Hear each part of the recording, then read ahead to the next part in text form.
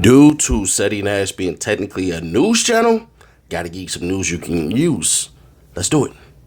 So Bryson Boom Paul, you can get the exclusive Texas news, Florida news, all that stuff that you can use. Let's go. State of Texas. Yella Beezy's defense seeks to compel testimony and records from the Dallas police in the MO3 murder, citing their relevance to Marquise Conway's upcoming capital murder trial. The defense also seeks records on Theodore Thomas from the Lancaster police to support Marquise Conway's capital murder defense. Yella Beezy next appearance is June 12, 2025. Let's go ahead and look right here where it says subpoena application, and it's dated for today. So there you go. To the clerk of the Criminal District Court 7 in Dallas County, Texas, in the case of the state of Texas versus Marquise Conway. And we'll just go right here to the bottom right here where it says, will you please issue subpoena in accordance with the law for the following named witness and those vocations, that of custodian records, and whose location is Dallas Police Department Custodian Records Detective Eric Barnes. And then it says, said witness bring and produce in said court at said time and place the following. See attachment. Please attach a business records affidavit and contact defense investigator Marissa Wallace when ready for delivery. We ain't gonna do all that. The testimony of said witness is believed to be material to the defendant. So here you go. Entire case file pertaining to the homicide investigation of Melvin Noble, aka MO3, to include, but not be limited to, all generated reports, documents, written and computer notes, transcripts, witness interviews, and audio and video, and file cover interior and exterior. Any and all confidential witness interviews in audio and video, transcripts, cooperation agreements, oral and written, pertaining the homicide investigation of Melvin Noble, aka MO3, with the understanding that names and sensitive information will be redacted. Then it says subpoena application to the clerk of the Criminal District Court 7 in Dallas County, Texas, in the case of the state of Texas versus Marquise Conway's. And then it says once again, I think this is the same dang thing. I think so, right? To the clerk of the criminal, said witness bring produce in court at said time and place the following any and all independent reports. Oh, okay, so no, it's not the same thing. My bad. So yeah, said witness bring and produce in said court at said time and place the following. Any and all incident reports, offense reports, arrest reports, and prosecution reports related to Theodore Thomas, B/M DOB, 11/29/1991, from January 1st, 2015, December 31st, 2023. Please attach a business records affidavit and contact defense investigator Marissa Wallace when ready for delivery. We're not doing all that. The testimony of said witness is believed to be material to the defendant. I'm going to assume that's a cop. I'll tell you why. All right. So, yeah, it turns out that I was right. Yeah, so it is a detective. And the reason why I said that is because of them basically saying they will protect the witnesses. And you wouldn't put the freaking witness name out there. You know what I'm saying? Nah, that wouldn't make sense. So here you go right here. The state of Texas, to any sheriff or any constable or any peace officer of the state of Texas, greetings. You are hereby commanded to summon. Man, I would not like to read that. If I'm a cop, bro, I think I got ultimate power. So it is what it is. Police Department, Custodian of Records, Detective Eric Barnes. And it says, I got to make this bigger because it's going to be hard to read this.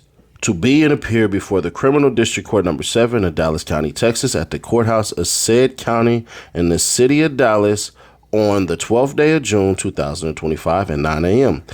Then and there to testify as a witness on behalf of the defendant and a criminal action pending in said court, wherein the state of Texas is plaintiff and Marquise Conway, defendant, case number F25-00154. That was not supposed to happen. Give me 1 second real quick. Yeah. Deuces Tecum, if applicable. And that he bring with him and produce in said court at said time and place. See attachment. Please attach a business records affidavit and contact defense investigator Marissa Wallace when ready for delivery. And we're not doing all that, like I said.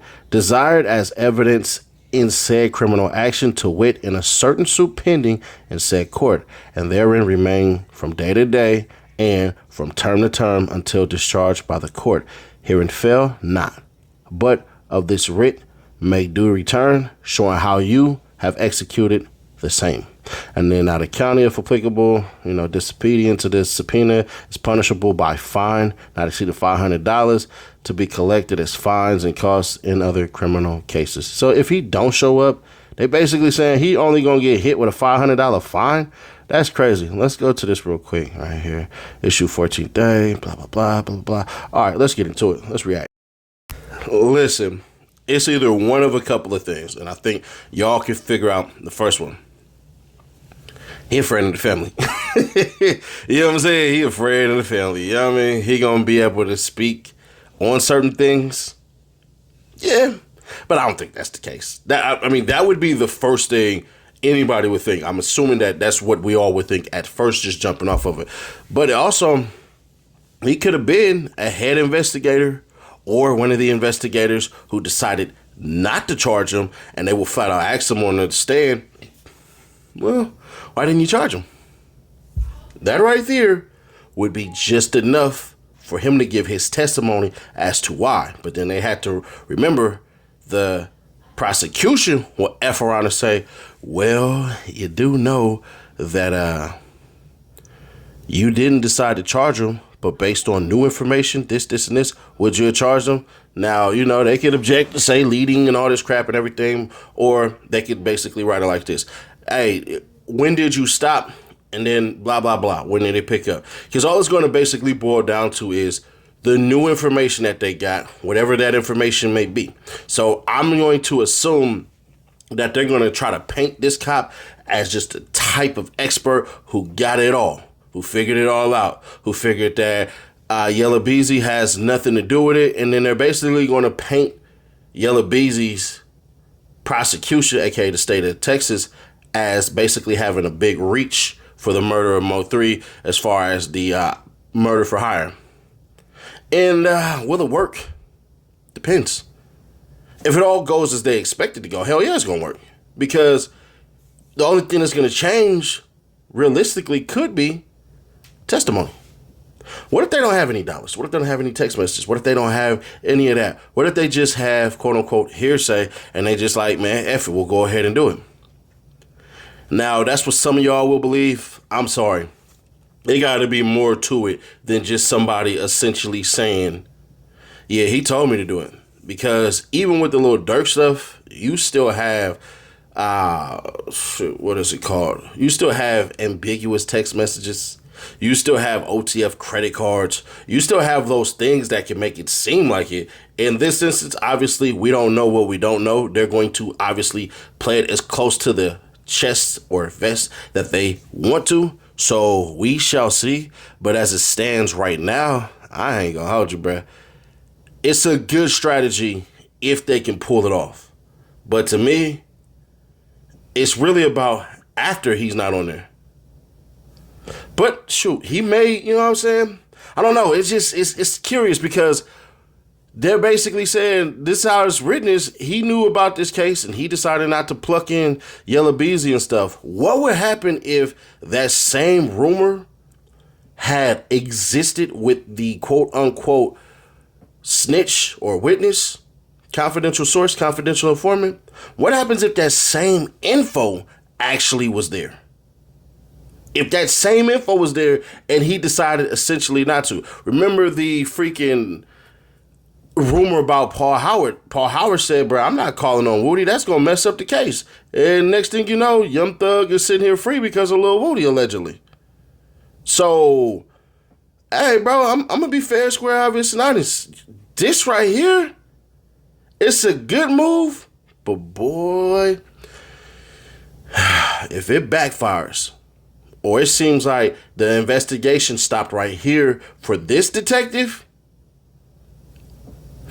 then they got to have a hell of a strategy to basically go through it there. Because they would have to ask him, like, did you follow all venues? Did you follow all leads? Did you do this? Did you do that? And blah, blah, blah, blah, blah, blah. And some more stuff. So there's that. But there's going to be some people basically saying, well, you know, his grandma, she was a clerk, she knows a cop and all this stuff. He's going to essentially speak to whatever. Or he might be able to tell him about MO3.